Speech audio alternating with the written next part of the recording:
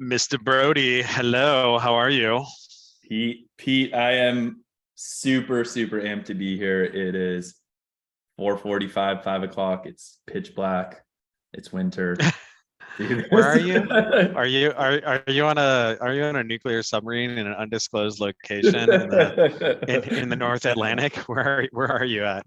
No, I'm in Nashville on a public golf course, staring at my dog who's staring at me because in spite of just Nice. taking him out, he still wants to go outside once more. So a lot less Yeah, exciting. sounds right. Sounds about right. Hopefully he doesn't take it out on you and do something on the floor there.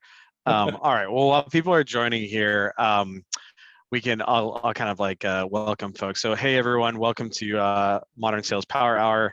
I'm your illustrious host, Pete Kazanji. We'll give everyone a couple minutes to join here. So while we're waiting, like to give everyone a few moments to get familiar with the Zoom webinar interface. This event involves audience participation if you'd like. So please do use the chat panel, leverage the Q&A panel, so on and so forth. And why don't folks let us know where they're calling in from and also what you're most excited to learn about today from our illustrious guest, Stephen here.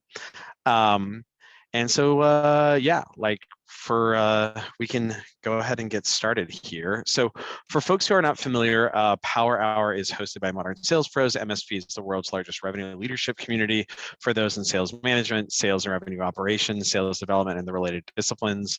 The community's mission is to create an environment for our 30,000 and growing members to answer questions they struggle to solve on their own, help them see around corners they may not know about, just get better in general. That's what we do. And so we do that through live sessions like this one about you're about to experience through our robust online forum and in-person events. And so for folks who weren't previously admitted, you'll be added to the community. And so before we get started, just a couple of reminders. Power Hour is a unique format. There's not really a specific piece of content that we're going to be talking through. Instead, we're picking the brain of whatever revenue leader we happen to have as a guest, Stephen. And so the idea here is you're here to learn. This is rapid fire Q&A. So please do ask your questions, use the chat, use the Q&A tab, all those options work. So with that, let's go ahead and head into some introductions here. I'll make mine super quick since most people are pretty familiar with me. I'm Pete Kazanji. I'm one of the founders of Atrium. Atrium makes data-driven sales management software. It's software that helps managers and leaders use metrics to improve the performance of their teams. And the way that Atrium does that, it's super easy. You just connect to your Salesforce CRM with a read-only connection. And in 5 minutes, you've got a world-class metrics harness that tells you everything that's going on with your reps, how your reps are performing across hundreds of metrics. So that's a little bit on us. I'm also the founder of Modern Sales Pros, and prior to all of this, wrote a book on startup sales called Founding Sales. So that's me, Stephen. Maybe you can tell folks a little bit about your background, what you spend your time on here at Matik, and maybe a couple of the prior roles that you had, so folks kind of have a sense of the sales motions that you are familiar with. Sure. First of all, really appreciate being on board. I think MSP, a lot of the in-person events were some of the most formative, periods of ideation for me, period. And these power hours are super powerful. So I really appreciate being on board. They are fun. Currently, I run sales at Matik. I'm happy to sort of dig into what Matik does. Prior to that, I was running the whole field at Typeform, which is actually where I found Matik. At Typeform, it was the first time I had ever owned both sales and customer success. And Typeform's enterprise motion at the time was really, really nascent. And a lot of our customers in enterprise had sort of graduated into enterprise via product-led growth. And because of that, we didn't really have any sort of motion to provide meaningful quality touch for them at scale. And I was looking into ways to do that better. And I stumbled into Matik. And I'm really happy I'm here now because, you've sort of seen this shift with the market shifting, where everyone's gone from grow at all costs to retain and expand your current customers at all costs. And we've been really pivotal. And do so at high leverage with as few humans as possible. Exactly. Exactly. And that is the key. And honestly, doing that at high leverage with as few humans as possible also means stop doing rote, repetitive, arduous work like updating your 56 slide QBR Franken deck that you put in front of every customer, which by the way, a lot of companies end up spending 4 to 6 hours on every single one of those. So we take that down from 4 hours to 4 seconds. And because of that, we've been able to work with some of the best companies on the planet, including Atrium, which hopefully will soon get up and launched. I'm excited about that. Prior to Typeform, I was at Bevy, where we were focused on scaling marketing by creating community source leads. You see the best SaaS companies on the planet, the Salesforces, the Marketos, the Adobes of the world. Yep. They have all grown by virtue of growing a really powerful community. And we're all here with MSP right now. So I don't need to preach the value of community-led growth. And prior to that, I ran business operations and had initially been brought on board at MuleSoft to build the outbound motion sort of from scratch. So nice. That was really fun. Had a little liquidity event or two, and it's been a long, exciting road. Backing all the way up, prior to that, spent about 6 years in Army Special Operations, Iraq twice, Afghanistan 3 times, and that was a big pivot. So like cold calling, this is easy. Awesome. Well, this is fantastic. We can get started. Sorry, your prototypical SDR. Oh man, I don't know if I want to call. Well, I don't know if I want to get shot at. So so like it's okay. All right. So I think one of the things I want to talk about first is just kind of like community stuff. Mainly because I think that I don't know, like different kind of go-to-markets or customer acquisition channels, or even like there's customer acquisition and then there's also like kind of customer education channels, and they're kind of related, right? Like one's a little bit higher in the funnel than the other. They kind of like new mechanisms emerge, and then early adopters like sniff them out and are like, ooh, this is cool. And then like more and more people do it, and then like the shark, Fonzie jumps the shark, and like maybe it kind of like goes fallow for a while. So I guess kind of like one of the things I would love to know is like maybe you could kind of give folks a little bit of like a primer on like what community-led growth looks like, and kind of like some of the earliest success examples there. And then also maybe just talk about like how people can potentially think about it, or maybe not think about it, given kind of like current, like the current state of that as like an acquisition channel for marketing and for sales. Yeah, I think you're right. So there's this concept of community source leads, and community source leads are leads that you're not directly marketing your product to. You're really sort of channeling them in because people are activated or excited about your product and or what you're building. And one of the earliest forms of community sourced lead flow was these open source projects.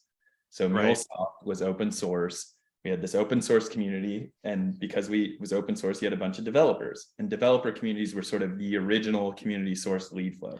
Now the problem like the like Java user groups is like a big one way back in the day, right? Exactly. The problem with those, by the way, is that they're developers, and if you've ever had to sell software, understand that developers might buy some product-led growth tools, but they're not going to sign a big honking check. So what you end up doing is over time, some of the best communities took developer-centric communities and started folding in like the additional layers in the power line. So you had like the business contributors to that community. Exactly. So I mean, look, Marketo with the Marketo user groups was a really great example of early traction and product stickiness that they gained through activating and engaging a community. And honestly, like Marketo is a really good product. It's also a really hard product to use. Yeah. And if you build and bank on your career is attached to being a Marketo power user or admin, like all of a sudden you've got real product stickiness that follows these people when they go, because you sure as shit better believe when that Marketo power user who's part of the mugs goes to another company, they're not going to advocate for bringing on board Eloqua or the Salesforce Marketing Cloud. Yeah. So, yeah, I forgot about Marketo and their like the Purple Squad, right? Like they really own Purple, and it's funny because like normally I think about when I think about communities, I think of like Dreamforce as like an example, but kind of not an example. And I'll kind of unpack what I mean by that. It's like Dreamforce is this like one-off event, and it's this like huge tentpole, and it is a like it is a quote unquote community event, and people really like it. But it only happens like once a year. Yep. And it doesn't have and it's not like ongoing, and it's not and right? What's that? Yeah, so you go to it, and then what? You just like say, hey, see you next year. Like if you don't have right? Channel them anywhere. Yeah. And so I think that was actually kind of one of the things that inspired MSP way back in the day. Was it was like, man, like this one-off thing is like cool, but only doing it once. And I worked at VMware a long time ago in a galaxy far, far away, and we had VMworld and whatever, but they did have the VMUGs as well. And so like with MSP, the idea is that like you could do things like more frequently. We never got to the pure community driven thing, which obviously Bevy was like a huge proponent of that, of like devolve it to the community, because we had central management, central planning, et cetera, which was always something that you were pissed about because you wanted us to buy Bevy, and then of course fucking COVID happened. But yeah, like I guess Marketo is a really great example. Like, can you think of other examples of organizations that have done a pretty good job of like pulling together their community? Like, it's like not the community of I guess it's actually twofold. There's like the community of your audience, like the people who ought to care about you, and that's kind of MSP is a great example of that, where like MSP is not it's like not everybody in MSP is an Atrium customer. We will get them eventually, right? Yeah. But and then you have like the Marketo user group, where like everybody who's there is a Marketo user. Can you think of folks who do a good job in like maybe both of those buckets and how they're different? You have like Wizards of Ops and all these other sort of communities that that's like in the MSP land, right? Exactly. Or MSP is, I think, the best example of like a non-product specific community that channels community of interest. Yeah, I think Salesforce, again, I go back to, I think you hit the nail on the head. What Salesforce did really well is figure out, look, if we get people all activated and excited at Dreamforce, we need somewhere to channel them to afterwards. Yeah. And you have like Slack user groups, which are really powerful. You have Pavilion, which is not trying to sell a product outside of being engaged and being a member itself. Yeah. I don't know if there's any other truly great ones that are sort of agnostic or owned, honestly, just because it feels like it was light years ago since I was last at Bevy, but I'm sure they're out there.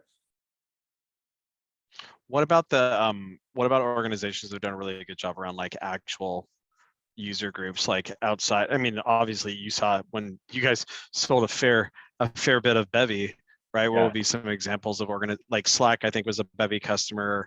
Salesforce was a Bevy customer. Adobe was a Bevy customer. What else? Asana, Adobe. There's a lot of really, really powerful software communities out there. And one thing that I've seen as a shift, you asked a second question, which I thought was a really good one, is how is it evolving? I think you've seen an evolution from like communities as help centers on forums to communities where they're in-person meeting, and then communities now that often exist on Slack, which, by the way, if you're trying to engage executives and it's not an executive exclusive community, is an awful way to build communities. No, it's not good. Executives do not like Slack, unless they're engineering executives or product executives, because apparently they all love it because they don't have an inbox that they're beholden to as well. Exactly. So you've seen that shift. I think that's actually, I'm sure this was with Sam, that was a misstep. I think with Pavilion was over indexing there, and I think they've sort of started indexing back away from it. which is good Yeah. because no one needs another Slack channel. What they need is like Yeah. a connection that moves their career forward. Yeah. I think actually Max Altschuler was talking about this the other day when he and I were talking, and he was talking about kind of like, so he's got his new GTM fund, right? And he's and obviously Max was one of the founders, or sorry, was the founder of Sales Hacker, which was like kind of an early community, but it was more kind of like an events business that then kind of did webinars, and I mean, it's obviously had like a massive email list, but didn't have a lot of kind of like, facilitated interaction. It was more about like the content. And so I think he had a really thoughtful comment the other day, which is like, doing kind of like physical offline content is kind of like a little bit ridiculous now, because like bringing everybody to like a room to sit in a bunch of plastic chairs and like listen to someone talk, that's like essentially a broadcast model, but you're using that's like a physical environment in order to do a broadcast model. Like, why would you not just like do that on YouTube or do it via Zoom or fill in the blank? And so what he's really focused on with his GTM fund is like, they have like whatever their group of limited partners, and so he just like brings them to an event, but it's not like content centric. It's more just like a bunch of structured networking, which reminds me of, and we're starting to do more MSP salons again. I think a really compelling thing that you can do from a community facilitation standpoint is like, make sure that there's like, well, what I like to refer to as a social substrate, which obviously sounds super dorky, but it's just like a thing, right? Like a thing on which like the socialization can grow.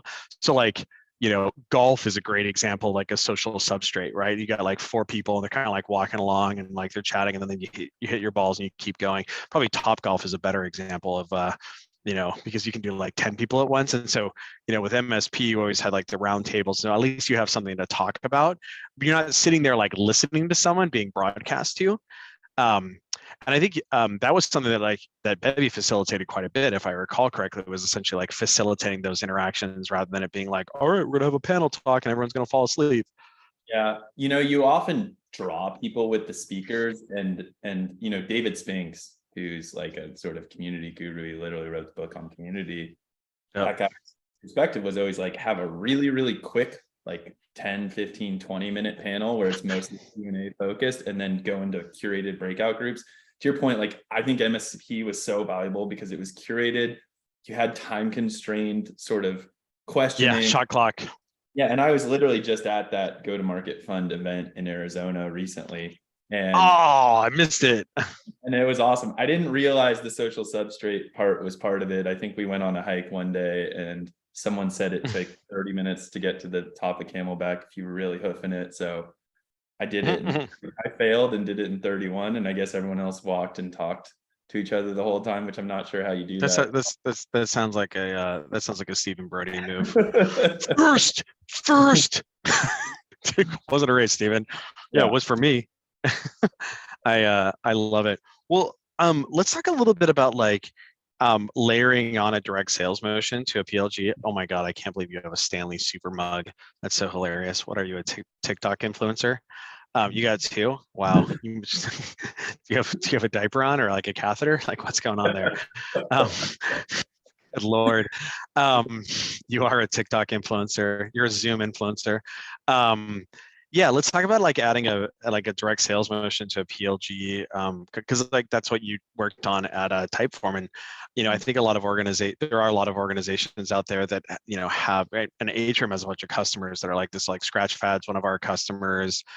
Gosh, I'm kind of blanking on some of the other PLG companies that are customers, but but I think like adding on that like direct layer, because you can end up with this like big ARR base. And I think that like there's a couple organizations that like have struggled with that. Like by kind of crossing the chasm, if you will. Like Dropbox is probably the best example, where like, they thought that was the like self-service was going to be their business, as opposed to like $25,000 checks, $50,000 checks, $100,000 checks, right? What did you kind of find was really critical for that in your experience at Typeform to make that successful? Yeah. So first, I think anyone who inherits a nascent sales assisted motion on top of product led growth will probably find a few things. The data is going to be extremely dirty. That's why it's Yeah. critical to get something like a census or some sort of other tool that's pushing data to where the reps are actually working. Second thing is you probably have misaligned incentives. You know, we were literally still comfortable on closing monthly deals if they were sales assisted when I showed up, which is fine. We fixed that. If it's fine if your like reps are in like the Philippines, but yeah. Well, you have a lot of order taking that ends up happening before you start getting proactive about it. And when you unlock the data, I think you'll find some really interesting things. Like what we had a hypothesis around why people were actually expanding onto enterprise. It was correct. And once we figured out what was actually driving it, we could figure out how to bridge that divide. Yeah. To me, the number one lesson is, prioritize and focus on the highest value work and put in place the minimum viable sales process. And when you do that sales process, start tackling it from top of funnel down through bottom of funnel, right? Because I mean, you are the sales math guy. I don't have to explain this to you, but you're getting a lot of volume of opportunities, right, at the top of the funnel. So if you start your process revamp and enablement focus there and then sort of move through the funnel, it's almost like you're sort of shoveling everything you have and you can kind of like clear it out and then come back and revisit it like a tube of toothpaste. So I don't know. I'm happy to double click on any of that. Well, yeah, I mean, I think like a good example of that, like, let's talk about the data thing a little bit, because I think back when you were there 2 years ago, I want to say, I mean, it's funny, like you can think about like, oh my gosh, like Dropbox back in the day, or one of my favorite blog posts on, what is now called a PLG sales motion or sales assist sales motion is written by David Scott. It's on JBoss. And because like open source software related to your community thing, open source software is probably like one of the best examples of early like quote unquote PLG, right? Because like the software is like a piece of content that you download. But of course the problem is you get a bunch of tire kickers, a bunch of students with like EDU addresses, a bunch of silly business. And the same is true with like Dropbox and so on and so forth. So I can only imagine contending with that back in the day. How did you guys contend with that at Typeform to be able to like, sniff out the needles from the hay, if you will? Yeah, I think the thing that changed, right? Like when I was brought on board at MuleSoft and I owned SDR, I was responsible for taking SDR and going outbound proactively. Really, SDR. So there's two ways to deal with product qualified lead scoring, inbound lead scoring, and then really using your SDR team to triage inbound versus use them to proactively go outbound. We didn't have the capacity to really have them go proactively outbound the way we needed to until we orchestrated all those sort of scoring models. Now, even like you think about how far the tech has come with stuff like Groundswell and some of these other tools out there, like now you can actually like set up work streams based on product qualified leads. So I would do it even today than I would 6-12 months ago. Yeah. There's like a bajillion at this point. There's Endgame, Calixa, Pocus, Correlated, Pace. Wasn't familiar with Groundswell, but like seems like this is like quite a topic. I think, one of the things that always cracks me up is like people are so obsessed with like making their sign up funnel like as slippery as possible that they'll like forego like a really kind of critical piece of data. It's just like, it's kind of like marketing lead forms as well. Like they'll forego a really critical piece of data that like really isn't enrichable, right? So like I'll use Atrium as an example, right? Like, we do a lot of content because, I can't shut up, and I have a bunch of slide decks that I've made and master classes and so on and so forth. And it's like the only thing, so like aside from, name and email address, like you don't need title, maybe you need company, but I think one thing that ended up being is kind of like really important there was getting CRM status, right? Because you really can't enrich that externally. So, is somebody on Salesforce? Because HRM right now only works with Salesforce. And so oftentimes people are like so afraid of like putting in that thing, right? And I think that can really, like, whatever that important branching thing is that like otherwise can't be intuited. And I think that's a really people miss out a lot, because what they end up with is like this huge email list of like registrants and like, yeah, some usage data or whatever. But like if you literally, like, if you could only know, blah, like it would make you so much more effective. And people kind of like forego doing that, especially because usually in a PLG situation, like product management is kind of like king of the castle. And they're like, yeah, that's going to nuke our conversion. It's like, yeah, but in the meantime, we're sitting here like going like this and like, trying to dig through all the students who are signing up. Yeah, I've experienced this multiple times before. There's always a fear of like losing, people, like drop off due to a demo form.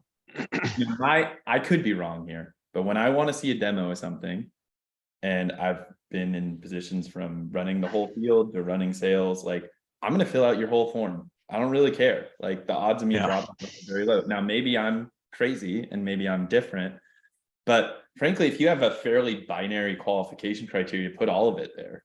If you have a non-enrichable piece of data that you can capture, put the damn thing in the form.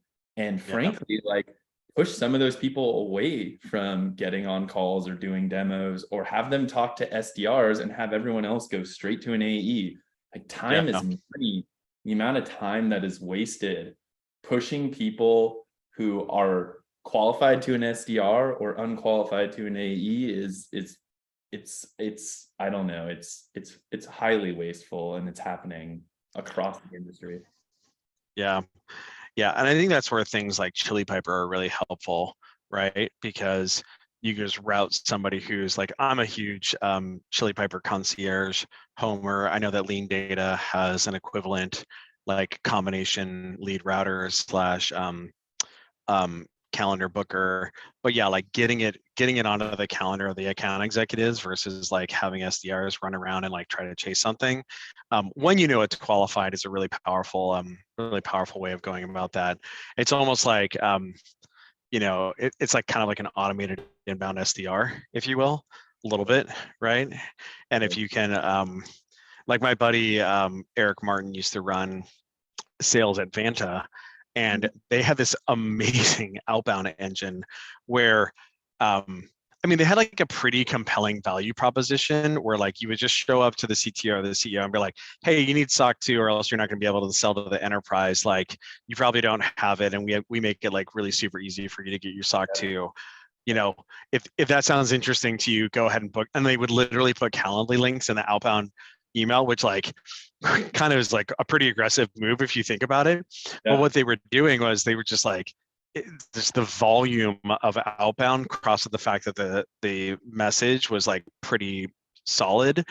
What would happen is like their reps would just show up in the morning and there'd be like 4 meetings or 5 meetings on their calendar, like 20 minutes each. And they were just like, bah, bah, bah, bah, bah, bah, bah, bah. And so if you can do something like that, and like there was one guy who was like orchestrating this outbound engine versus, 10 SDRs kind of like going like this, right? Instead it was just, I used Chili Piper before. It's the only vendor that refused to negotiate with me, and I didn't. Oh yeah, you love that. I did not like that.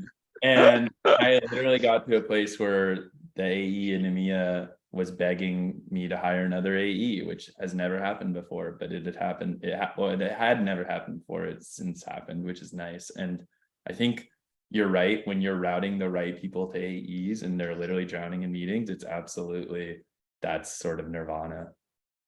Yeah, if you can do that. I think there's like a lot, it's one of those things where there's always like people should be doing kind of like continuous innovation and always thinking about like where they can remove the constraint and how they can automate things. And like I'll give you an example. It's funny, like I ended up talking, because we have like nearly 300 customers now, and so one of the tenets that we talk about here at Atrium, because like we have a VP of sales, Melina Call, she's former Sales Loft sales leader. So like the sales team is taken care of. The reps are way happier because they have a real sales leader as opposed to me. Like we have a customer success leader, and so like I spend my time doing a lot of like evangelism and marketing and other stuff. But one of the tenets that we talk about is like when you're an Atrium customer, you get all of Atrium. And so that oftentimes includes like hanging out, like, 30-minute sessions with Pete around like, oh, let's talk about like scaled SDR behavior and so on and so forth. And it's so, because like here at Atrium, we use like a bunch of offshore workers in order to do contact identification and contact information, elicitation, if you will. And the reason why, of course, is because like for as good as like Zoom Info or Lusha or like fill in the blank is, like they're still like only 60% accurate, right? Whereas like LinkedIn Sales Navigator is obviously like the freshest of the fresh of the fresh for the most part. And it's funny when we talk with folks, or when I talk with folks, and like the SDRs are like manually going through LinkedIn Sales Navigator, kind of like, I mean, the metaphor that I like is remember in like The Simpsons where Homer Simpson has the bird. Yes. Yeah, exactly. the bird that puts his mouth in the, and he like uses him to like take over to like do his job at the nuclear power plant. I'm like, that is not your job as an SDR. Like, you are not like this, right? We want you to use your brain. And so what that means is like, I'm not going to have you pawing through a bunch of like LinkedIn sales now. Like, I'm going to use automation and also use like sales like labor arbitrage in order to make that way cheaper. And like literally, like one of the things that we talk about here is like, all I want my SDRs doing is like having conversations and replying to email, or like, and answering email replies, 100%. right? So we have at Matik, we actually fill our reps cadences for them. And then they can augment that if they happen into proactively, prospecting into someone. But everyone should show up with a full sort of hopper of people to connect with. Similarly, I mean, you're also, I mean, I'll plug Matik here, right? CSMs spend 4 to 6 hours putting together a QBR deck. What does that mean? It means that 4 to 6 hours they're not talking to customers. And one of the biggest shifts we're seeing right now is a lot of companies moving to like scaled customer success. And scaled customer success means you own like potentially as a CSM 300, 400, 500, 2,000 accounts. It's one to many. You're really only responding to emails, fighting fires, and you're never really proactively getting in front of someone. So unless you're putting personalized, relevant, data-driven content in front of them, you're not earning the right to talk to any of them. You're certainly not earning the right to up-level that conversation or get an executive to show up. So again, same thing. It's like, how do we shift reps away from low value work to high value work, but still get the work done that has to happen?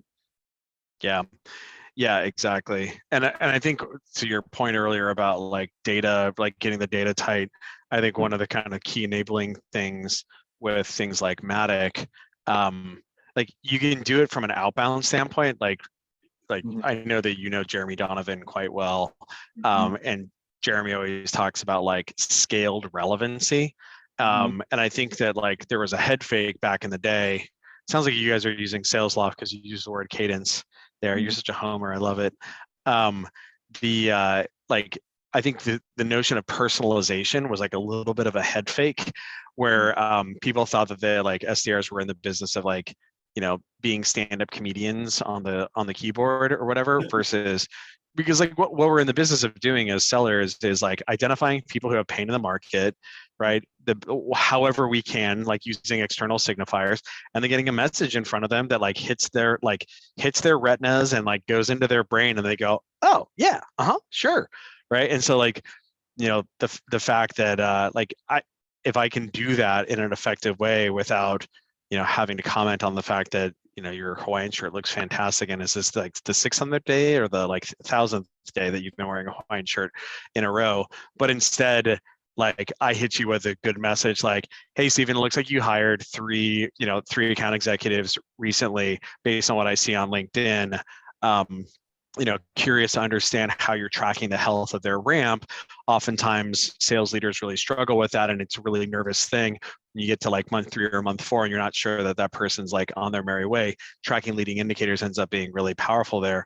I would love to show you a little bit about how Atrium helps hundreds of customers. And like, so in that sort of situation, like you're like, oh yeah, I did just hire 3 account executives. That is something that keeps me up at night.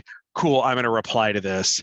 But importantly, I can send that same message to like thousands of Stevens, as long as I have the external signifier like, oh, they just hired some people, right? Yeah, I think I agree with 95% of what you're saying. The 5% is if a marketing automation system could have sent an email, when I open it, I know it, and I'd probably stop reading it. So I miss the personalized relevance at scale. So even that little bit of asking how long I've been wearing a Hawaiian shirt for 1,704 days in a row. I was going to say, how many is it now? 1,700? 1,704. Like I still what is think that? That's 5 and 2/3 years. God, you're bananas. So, I mean, I go back to, I think the thing that I struggled with is every great process requires great change management. And eventually, if you were like capable of, if you're Jocko, right? Jocko Vandercleed, winning by design, like you could map out every if-then scenario in a blueprint in front of your reps and have them understand what's personalized and relevant at scale. Yep. But you typically can't, and you typically don't. But if you can program that into things like your email, but like frameworks and your content that you're sending out, or your QBR deck or whatever, now you can be relevant and personalized and data-driven at scale. And that's super powerful, is setting up those constraints. Like, so as an example, if you're putting together a customer one-pager for someone who refuses to talk to you and is ghosting you, if they're doing really well, surface like the value they're getting in terms of their investment and the expected return on that value based on the initial discovery you did back when they used to talk to you or when they signed up, based on some value analysis that you have. If they're not doing well, surface who is doing well and maybe show who their account team is so they can start talking to them. And you need to just like understand that the problem is, even if you like create that kind of content, you then need to enable your reps on like how to go and modify it and change it and tweak it. Same with your outbound messaging. It's freaking frustrating because the first thing you do as a sales leader when you turn your back is often turn back around and find that they're not swinging through on the process, and that's tough. So anyhow, nice. There's some questions in the chat. Oh, we do? I missed it. Jeez Louise. Gotta get after that. All right, John here is saying that you posted a thought-provoking post on LinkedIn this week. Oh God, I can only imagine. It's not like it says sellers will be more focused on reaching out to more accounts rather than fewer accounts going to 2023. If I read that correctly, any color as to drivers thinking versus converting fewer accounts with more focus. I'm not a good writer, because obviously I absolutely believe the opposite is the case. I think that the shift we're going to see in the market, at Typeform, 73% of our enterprise revenue came from people who started on self-service. That net dollar retention right now is king. And we're seeing a shift away from net new logo growth being the number one sort of core metric that people are indexing their process towards, to retention and expansion efforts, because the CAC is just lower there. So efficiency is better engaging your current customer base and expanding. And I think that means you inherently, like, as you focus more on your current customers, it leaves less time in the day to go focus on outbound against net new. Doesn't mean you got to do it. You got to do both, but the shift in focus. I mean, it's so funny. Like, we see this where, like, I mean, we have nearly 300 customers, so we kind of have like, we're kind of like the Federal Reserve, not the Federal Reserve. I'm trying to think of like the data provider that like looks at like the producer price index or whatever, like, because our customers are like, hundreds and hundreds and hundreds of these like kind of like modern sales organizations, a lot of whom are like selling technology because they're like they're early adopters. They're not selling like wheelbarrows and what have you. We can see that like win rates across the board have kind of like declined a little bit, right? But the funny thing, I mean, we see this with us. Like, so some organizations will be like, "Oh man, like we're super pumped. Like, you guys have already delivered a bunch of value to us in a pre-transaction state." But the CFO says like, we're barely allowed to pay our electricity bill, let alone anything else, right? Then we have other folks who are just like, oh yeah, like here you go, and so it's just kind of it's like kissing the right frogs, right? And then also making sure that you can like discard the frogs that are like not gonna turn into Prince Charming versus like really, really like trying to make out with it in order to make it into Prince Charming that it's never gonna turn into. And I think I think your existing customers are probably the best example of that because like clearly they're already bought into some sort of capacity. So if you can grow with them, and this is something that like Atrium's sales motion is very land and expand, where we'll enter an organization through one part of it, like the SDR organization or like the mid-market sales organization, and then be over time kind of get into the other parts of the organization. Like we work with Gainsight, who's a counter-cyclical, like you guys are counter-cyclical, where it's like, all right, cool, defend the ARR, it's really important. And we started with their enterprise team, and now we're like wall to wall with them. And so I think helping your organization be good at that muscle, because oftentimes people are like not good at that, especially if that's something that like you leave up to your CSMs, who oftentimes are like not sharks and not killers, and like are in the business of like helping versus being in the business of like, oh, I see this like white space over here. I think focusing in on that can be very, very impactful. And I imagine that actually QBRs are probably a great example of that, especially if you create a good asset, because then it can like fly around within the organization and get other people involved. 100%. And here's the thing about QBRs, like you gotta get the right people to the table. So you need assets that earn access to executives. The problem with like the world's best QBR without an executive, absent an executive, is still a shitty QBR. I think you made a really good point. The land and expand motion's great when you have the right frogs that you're kissing, but oftentimes, especially with product-led growth, but across all industries, you've got the wrong frogs in the right pond, and you have your CSMs, your AEs, your customer AEs, they get to the table and they're talking to some director, and that director's like, you know what, the CFO is cutting budget and sorry, can't do it. We're going to have to go build this thing internally. And like you empathize with them because that sucks and they're going to fail and you want them to not fail. But the reason they aren't necessarily putting their neck on the line is people are afraid of making mistakes or looking bad, and they may not have the political capital to go and fight and contest for that budget. And that's the right, like that's the wrong frog in the right sort of pond. And I think what you're going to see a lot with SaaS, with the contraction of customers, is you went and like really narrowly refined your ICP from a company perspective, but still failed to gain access to power. And at the time, you had a lot of managers buying a lot of stuff. And unless you have a plan and a play for up leveling and earning access to those executives, like Godspeed, good luck. Yeah, no, it doesn't. Like, we have this situation right now where we have a lot more upmarket accounts where we're getting into organizations that have like hundreds and hundreds of reps. Because I think what's happening is that the organizations who have traditionally tried to solve data-driven sales management challenges through like legacy analytics, like horizontal analytics solutions, like Tableau or Looker or something like that, like they're starting to realize like, yeah, that's great for the analysts. It bounces off the forehead of all of your sales managers. 3 years ago or whatever, they'd be like, what are you talking about? Are you calling my like lovely Tableau baby ugly? Like, go kick rocks. Now they're starting to realize like, yeah, actually, I guess like kind of the point of this is we want our SDR managers, AE managers to actually like manage by metric, and like they're not doing it right here. And so, but what's important for us is because like we enter the organization usually through management in some sort of capacity, like SDR manager, AE manager, SDR director, AE director. because they're the ones who are paying. They're like, oh yeah, this Tableau harness sucks. But then there's an internal vendor who is like, what are you talking about, right?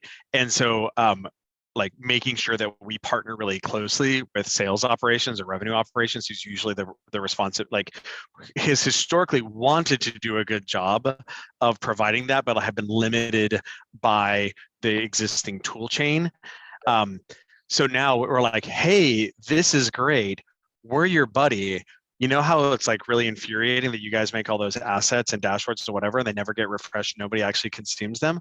Well, actually, we can help you with that, and guys can work on more strategic stuff rather than being like, what is this? This is like some sort of like guerrilla Tableau situation. And so we actually we have a big initiative this quarter around like RevOps leadership love, where Mhm. it's just like super much focused on like hugging revenue operations, be like, yeah, you have a tough job. You have to like try to get metrics to the thick skull of people like Steven. I mean, I can only imagine. Like we can help you do that in a way that takes that off your plate, because otherwise what will end up happening is we've seen this unfortunately, is we're in there and we've got like managers who are using the hell out of the product. We got directors who are using the hell out of the product. And then, some new VP of RevOps comes in from like some big co or whatever. And it's like, what is this? Is this like a toy Tableau? Get out of here. Right.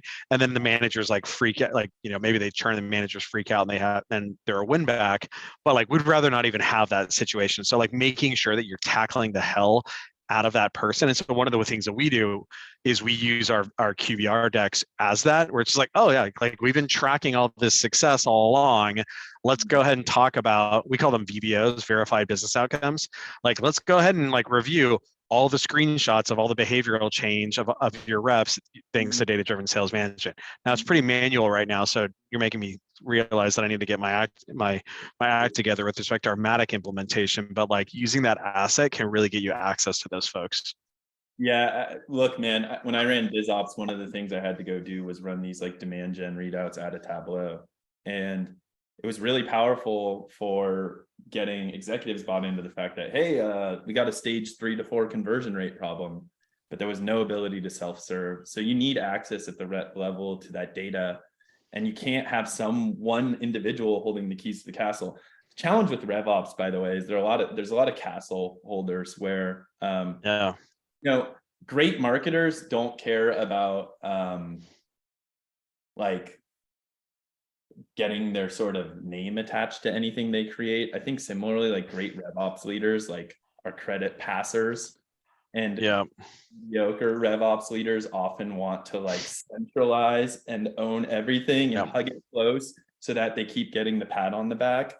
And I think that's one of the challenges, and that's one of the reasons why like those people who, by the way, like Tableau had a great, revenue engine itself and has seeded tech with a lot of really good talent.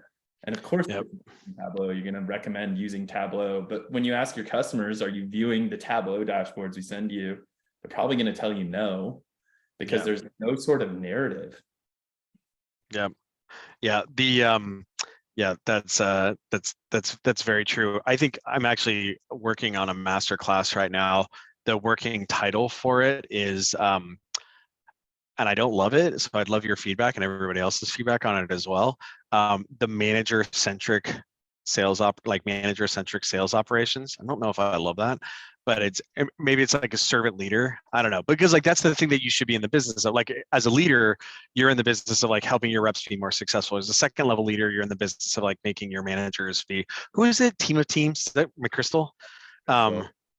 Yeah, and like Yep. yeah, and like in that, as an operations person, like you're in the business of like empowerment, leverage, et cetera, and not like, tooling. You're kind of like a quartermaster, right? Like tooling, leverage, all those sort of things. Like, hey, stop humping these things, like these rocks up the hill. Here's a wheelbarrow that I made you. All those sort of things. Versus like, no, I should be the one carrying the rocks up the hills. And I think that like that mindset is changing, especially for folks who are more thoughtful and realize that like they are in the business of empowerment and enablement, as opposed to kind of like, holding it all together. Yeah. I mean, I think part of this is also company culture. Oh, totally. And look, like I love individual awards that companies give out, but oftentimes, RevOps is a hero, but doesn't feel like they're getting recognized unless there's something clearly attributable back to them. Sure. Oh, I built Mhm. this super convoluted internal tooling, which solved some problem that we were gonna otherwise potentially pay 20 grand for, like God forbid. It only Right. took 200 hours. It's I was amazing. gonna say, I just burned $40,000 of salary expense in order to make this thing that, like, We joke, but this we happens could. all the time, right? Like this I is know. literally all the time with everything. And then it's like, but I made it, I presented it all in. Now I got this like owner's award or whatever. Look, man, great RevOps people are great RevOps people, and you fucking know it. Like you don't need to own a project for people to believe you're really good at your job. So I'm gonna get off that pedestal. I've worked with a lot of really good RevOps leaders, so I'm not thinking of specific examples here, but I've encountered it in past. The opposite, right? You're not subtweeting people right now. No. So I want to change gears a little bit here because I think people will laugh about this. So one of Steven's um, favorite hobbies, I guess it's his only hobby, is cave diving. And I would love to, like, Mikey and I were at the Cal Academy this week, and I forgot to text you the pic. Oh, I always take a picture of him looking at the diver in there, and I forgot to text it to you. So I'll text it to you after this call. But thank you. how has cave diving influenced how you think about sales and sales leadership? Yeah, strange hobby. I totally acknowledge that. Yeah. Cave diving is really interesting because there's technical diving and there's cave diving, which is a type of technical diving. Cave diving Mhm. requires a lot of training just to technically be certified to go into a cave. And as you get more and more certified, you're certified to go further and further and longer and with multiple gases. And there's sort of a blue book or a Bible of cave diving that was written by this guy, Sheck Exley, who died cave diving, of course. And Weird.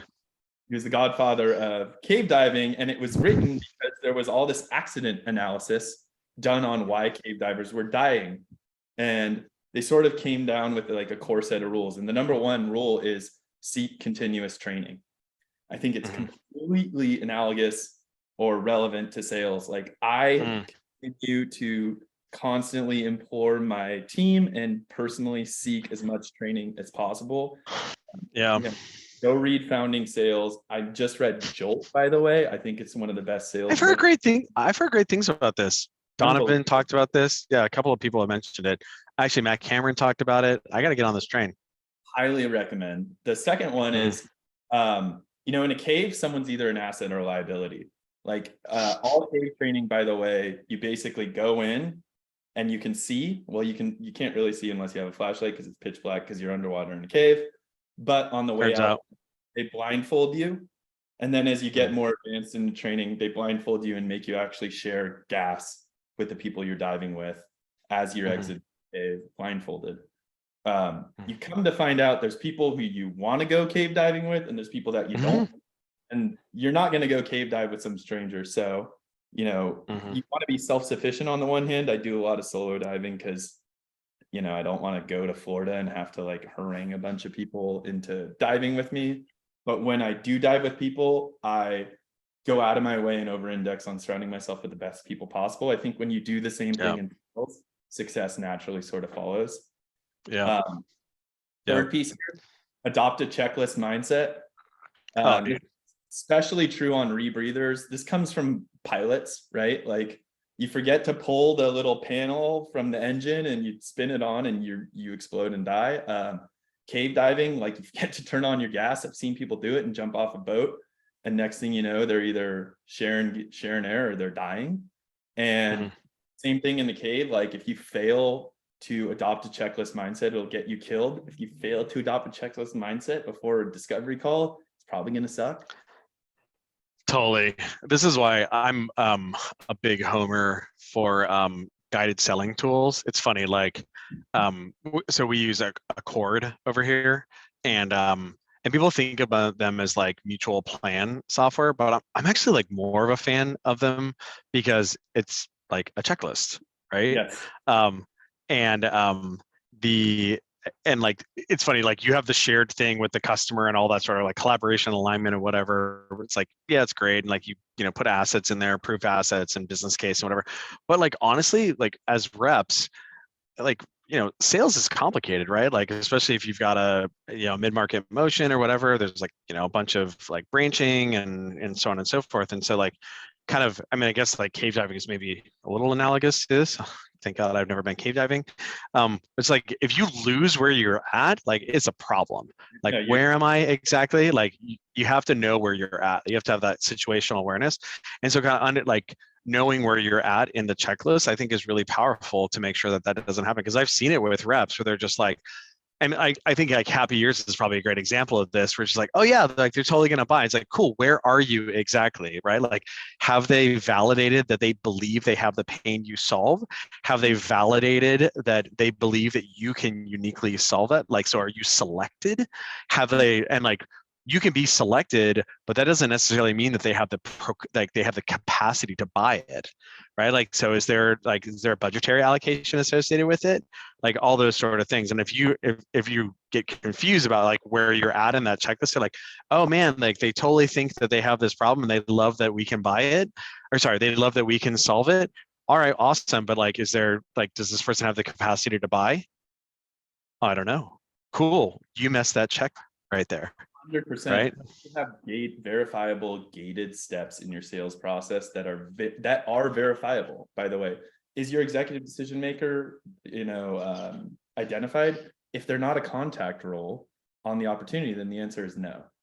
Like again, has the prospect explicitly stated that we uniquely have been selected to solve this problem? Like, is that that is a verifiable statement? You can point me to the Gong recording where they say it. By the way, then I'm going to ask, like, do they actually have the power to say that?